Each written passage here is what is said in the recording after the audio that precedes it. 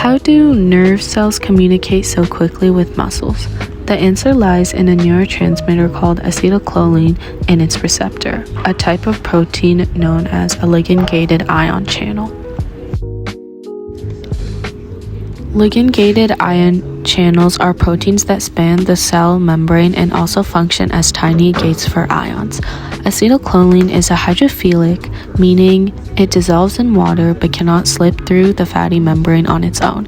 That's why its receptor is embedded right in the cell membrane. These receptors rapidly convert a chemical message into an electrical signal, making them essential for processes that require speed. Their main strength is how fast they work, within milliseconds, but that speed comes with a trade-off. The effects are short-lived compared to other receptor systems.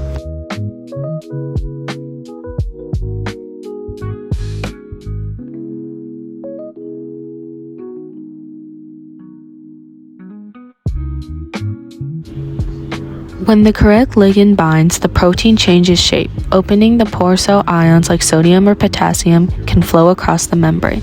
This alters the cell's electrical charge and sets off the response. Now let's zoom out.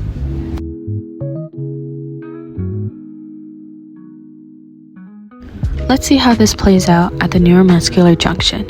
1. A motor neuron carries out an electrical impulse to its terminal end.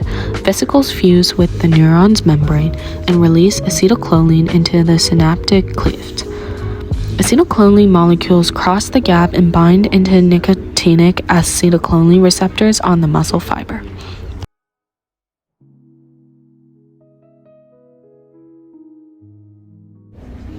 The receptors open, allowing sodium ions to rush in and potassium ions to exit. This sudden shift in change creates an end plate potential. If the change is strong enough, it sparks the full action potential that travels along the muscle membrane and down into tubules. Voltage-sensitive proteins then trigger the release of calcium from the sarcoplasmic reticulum. Calcium floods the cytosol, activating proteins that let actin and myosin filaments slide, producing muscle contraction. The final outcome is contraction of the muscle fiber. Almost immediately, the enzyme acetylcholinesterase breaks down acetylcholine in the cleft. Without this, the receptor would stay open in the muscle. Some chemicals can mimic or interfere with this pathway, such as agonists and antagonists. An agonist example, nicotine, an exogenous molecule, binds to the same receptors as acetylcholine and overstimulates them, keeping the channels open longer than usual.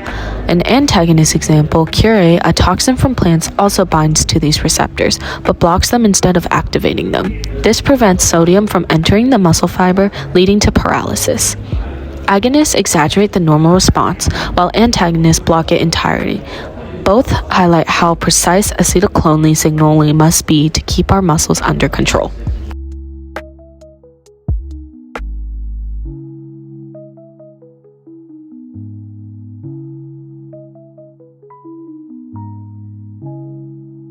Without acetylcholine, we wouldn't be able to move.